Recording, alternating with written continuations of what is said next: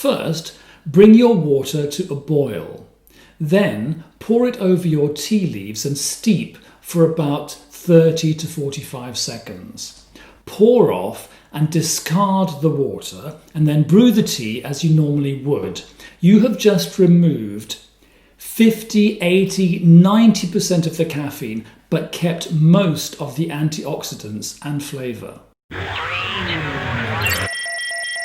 Hello, welcome back to Tea and Tarot, and this time I am going to be doing not so much a how-to video, but more of a, well, here I am reading tarot and you're very welcome to join me if you want to kind of video. The main thing I'm going to do today is actually something I've never done before. It was suggested to me by a friend of mine, David, and he thought that maybe I could do a reading for the month ahead. So this would be for everyone. This would be for, all of us, basically. A general reading. Normally, I just read either for myself or for a client. And so I guess this will be more of a community thing, more of a kind of what's in the air sort of reading. So I'm basically leaping off the cliff and I'm hoping that the spirit guides will catch me before I crash onto the rocks below. I didn't know which spread to use for this particular reading. Then I went online and I just looked up some spreads. There was a spread for this and a spread for that, a spread for the year ahead, a spread for a new relationship, a spread for starting a business, a spread giving you messages from your ancestors that have passed on, all sorts of things. It's a very big field. I came upon something that puzzled me and slightly disturbed me, actually. It's called the bitch spread. It's a 4-card spread, and it says here, card number 1, what kind of bitch am I? Card number 2, why am I such a bitch? Card number 3, how does this affect others? Card number 4, how can I stop being a bitch? And I thought about it, and I was thinking, is that really a serious spread? And I think on the whole, no, it isn't. I think it's a joke, isn't it? It's a rather tasteless joke made by someone's ex-boyfriend or someone's friend who is cross with that person, and maybe that person is a tarot reader, and maybe it's just a bitchy way of being bitchy to someone who read your tarot cards who you no longer like. Anyway, we won't dwell too much on the negativity of that. So the spread I came up with that I thought could maybe help us for the month ahead is a 4-card spread. The first card will be main theme of the month. The second card will be past influences acting on the month. The third card will be roadblocks of the month, and the 4th card will be possibilities of the month. And in case you're watching this at some future date, far in the future, we are talking about the month of June in 2020 here. Okay, so as before, we align ourselves and we focus on the question.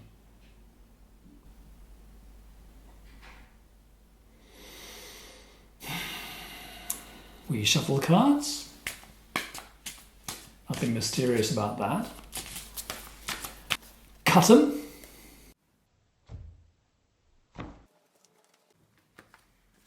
And then we see what lies in store.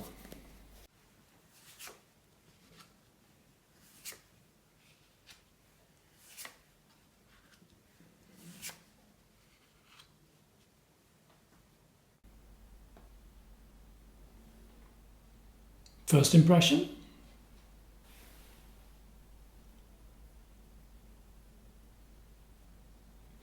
I'm going to speak without too much self-censorship. I'm just going to keep it moving, keep it flowing, and then if I don't like anything that I've said, I'm going to cut it out later in the edit. We live in a world of technical trickery, ladies and gentlemen. I can actually make myself look far more smooth and confident than I really am. The first card we see here is the Ten of Cups. The Ten of Cups is very fortunate. For me, it has the feeling of really the end of a journey. It's a card of establishing a home, a card of getting joy, getting fulfillment, getting happiness in this life now.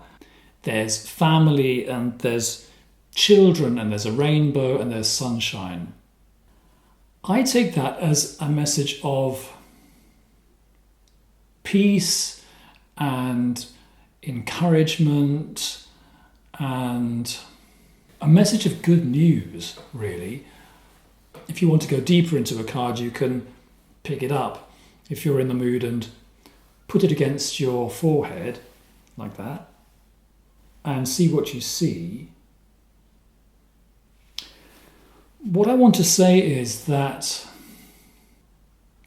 I have noticed in the neighbourhood, community area, neck of the woods that I live in, Neukölln in Berlin, there is a feeling of optimism. There is a feeling of creativity and positivity. We are officially just slowly coming out of the lockdown in Berlin, whether that's a real coming out of the lockdown, whether that's the end of the pandemic, obviously no one knows. People around me are being very creative. They're being very energetic. I'm being creative and energetic. I have about, as I said before, about 10 projects on the go. Far too much, really, for now, but it feels as if the energy is flowing. There's a lot of communication going on.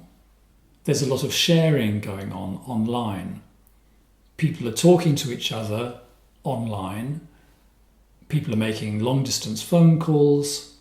People are sharing ideas, making videos, making music.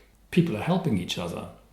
There is an idea going round that the world won't be the same after Corona, and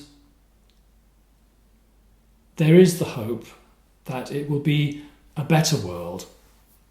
There's a cultural critic that I'm very fond of, who I won't name here in case we get involved in a political discussion, but she said about 10 years ago that she thought that the only way that humanity would ever stop bickering and fighting wars and being generally arseholish was if we were threatened by aliens from outer space. And in a way, we have been threatened by aliens from outer space. Who knows what a virus really is? It's this wonderful vampire thing that's dead already. It's something that has threatened all of us at the same time. And although there are never simple solutions to problems, it is quite conceivable that on some deeper level, the mood can change. We are being offered this feeling of a really joyful mood in June. And I say thumbs up to that. The past influences acting on this month. The Knight of Cups. In this case, it was reversed, but it was nevertheless the Knight of Cups. The Knight of Cups is a poetic youth. He brings dreams, he brings inspiration. And these are all the inspirational, creative voices that have been ignored in the past and who have found it difficult to make themselves heard. Now there's a space, there's a gap in which some of these voices will be heard. And that's going to make a real difference. These are the voices of artists, of dreamers, of people whose desire in life is to make a better world. These are the gentle people, the softer people, the more poetically inclined people. And the message here is, if you are one of these people, Don't hide your light under a bushel. This is a time when you can say what you want to say, and you will be heard, where you can link up with other people and make yourself stronger through teamwork and through that amplification that you get in groups. This is a card of someone who has a message, who has something to bring to the table. So bring it. Roadblocks. Well, we have one of my favourite roadblocks. The devil. So we could pause here and I could take this opportunity to do a little tarot teaching. This is a major arcana card and a very important moment in the cycle. The devil, of course, is not the devil of Hammer horror movies. It's a bit more complex than that. They say that the devil is an older god from pre-Christian times who was then demonized and turned into the bad thing. Of course, there are some ways of looking at life that says there is no good or bad. It's all a matter of how you see things. So the devil could be Pan, couldn't he? He seems to be half man, half goat here. He seems to have horns. He's half man, half beast. He seems to have bat wings. He's rather splendid. In fact, he's rather gothic. And for many centuries, the devil was feared as the bad thing, as the worst thing that there was. But we look a little closer now. In this picture, there are two figures, a man and a woman, and they are the devil's slaves, aren't they? Very Hammer horror. They have chains round their necks, and they have to do what the devil says. But if you look a little more closely, you will notice that the chains around their necks are rather loose. They're not very tight. These people could take those chains off whenever they wanted to. It lies within their power. And the message of the devil card is that you do have choice. So the devil represents what some people like to call the lower chakras. You could say that that is instinct. You could say that is animal drives. You could say that is the less conscious part of the human being. And the message of this card is that you can become enslaved to your instincts, or you can choose not to be. The tarot isn't really a finger-wagging sort of philosophy. It's very much a philosophy of personal responsibility. You have choice. There is no right and wrong way to live your life. It may be your path to live a very instinctual life.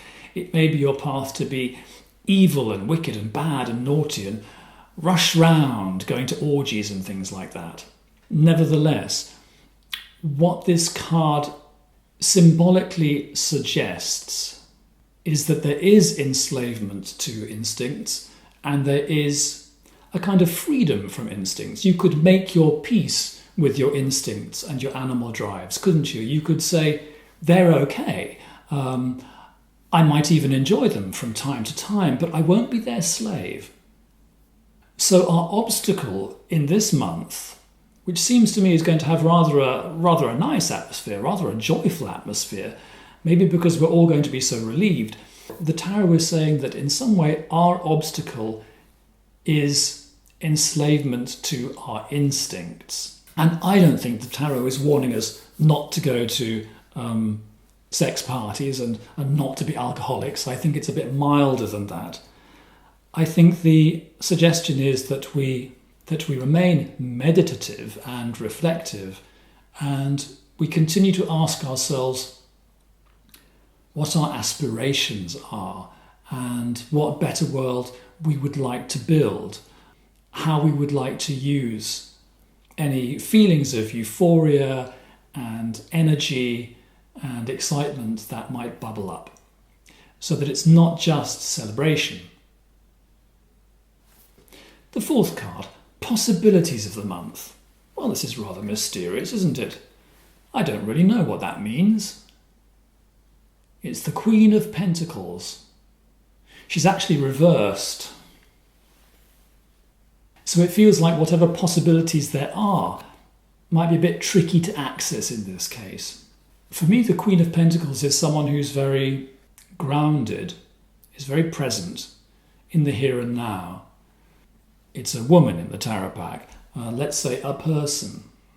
This is a person who's very connected with their home, their environment. This is a person who's very connected with family, with their space, with providing for people, with hospitality. This is a person who's loyal, who is connected. This is a person who is very involved in this life, here in this world.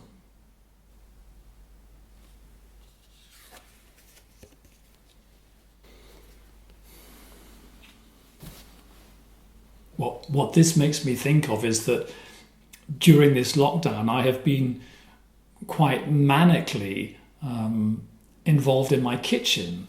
I've been fermenting like a demon. I've been making kombucha in greater and greater quantities. I've been inventing new dishes. I'm just inventing a new dish called sweet and sour carrots, which, I'll tell you about it later. I've invented a brand new nut cheese, ladies and gentlemen, which involves fermented aubergines and ground up sunflower seeds, and it tastes divine. We have been doing DIY around the flat. We have been putting up paintings. And although we have been having some financial anxieties, there's a feeling that as life has slowed down and there have been fewer distractions, we have become more present in ourselves and in our environments. We have been more present. We have become more present in the here and now. I shall now misquote a great philosopher. It's probably Pascal, wasn't it? Who said that, if only people could learn to sit quietly in their own room. There is a lot of running around in the world, isn't there? There's a lot of distraction. There's a lot of unnecessary toing and froing. And if only we could just sit still a little bit more and accept the blessings that we have as sufficient and indeed abundant. Oh, and there go the church bells, signalling their agreement. But it's not easy, is it? The cards reversed. Our challenge is to take a deep breath and feel that person who we could be. That person who makes more and more kombucha and invents new things to do with fermented carrots. I think I'm going to leave it at that. That was my first go at giving a general reading for the month ahead. Let's see if it's helpful. Let's see if it sheds any light on what's going on inside of us or outside of us. Well, I'm not the sort of YouTuber who begs his audience to like, comment and subscribe, but of course it would be a help. Thank you very much to all those people who have sent me messages of appreciation and encouragement, people who have brought up interesting questions about tarot, people who have referred me to interesting books and artworks as a result of these videos. It's all great fun and very stimulating, and these connections that I'm making with friends and new friends about this is certainly what keeps me going and keeps me making these videos. So stay in touch and tell me if you like it, and I shall see you in 2 weeks' time. I release these videos on Sunday morning in Berlin. That means Sunday morning in London, but maybe Saturday night if you're way west of us, somewhere like New York or Los Angeles. That is, depending on how late you stay up. So stay well, drink plenty of tea, and enjoy June. Let's hope we find the joy and the creativity and the connections that we hope for. So that's goodbye from me, Robert in Neukölln, logging out and saying, see you next time.